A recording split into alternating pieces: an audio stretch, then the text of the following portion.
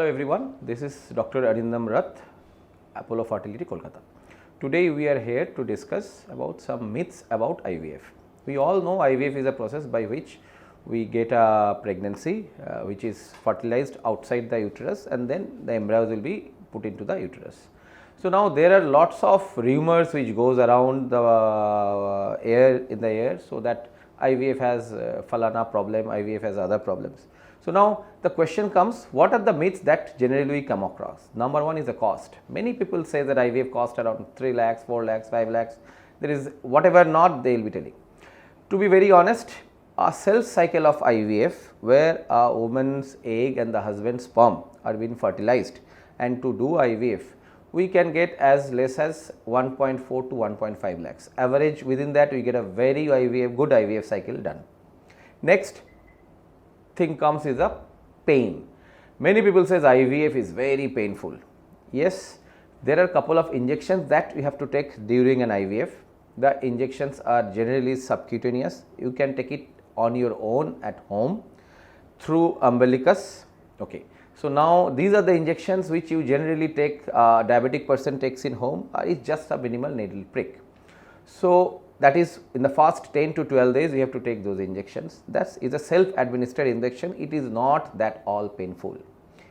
So the myth that IVF is very painful and it will take months to recover from this pain is completely not acceptable.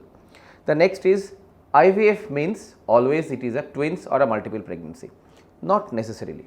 Generally we do IVF where we give a blastocyst, generally we give 2 blastocysts.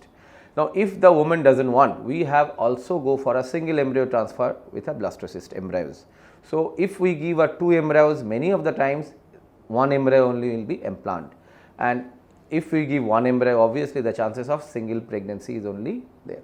Those days are gone where they used to give 3 embryos or 4 embryos, so that is not been done at all. So IVF means only twins is not acceptable.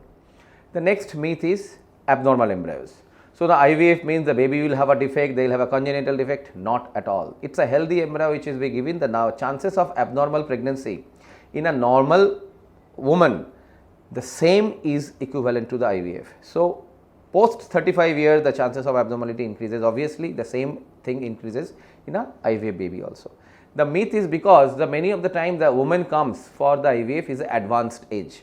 Now we know that advanced age, because of the abnormal egg, because of the aneuploid embryo, the chances of abnormality increases. The same percentage persists in a IVF pregnancy also. So the myth is that IVF success is not possible in the first attempt. Not necessarily at all. IVF, the success rate is around 50 to 60% pregnancy positive in the first attempt, and 40% is take home in the first attempt. So those days are gone when people have to tell that 3 attempts, 4 attempts is needed to have a pregnancy. The next is babies born through IVF is not ours, not at all. The gamete is on your own. If you are selecting that you are going to take your own egg and your husband's sperm, then it will be yours only. There are various methods of identification that this process has been done, and it is done very ethically. So there is no question that the gamete will be interchanged or the mixed. It is your own, so it is yours. So the next is IVF needs a complete bed rest for the 9 months, not at all. Generally we advise 15 days bed rest following the implantation, that is following the transfers of the embryo, but that time also you can walk around in the house, you can do other regular activities also, so no problem in that, and it is not necessary that 9 months you have to be taking completely bed rest.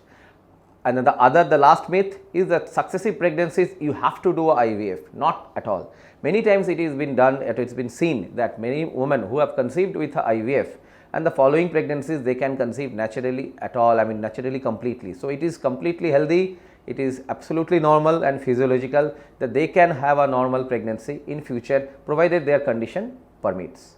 Thank you so much.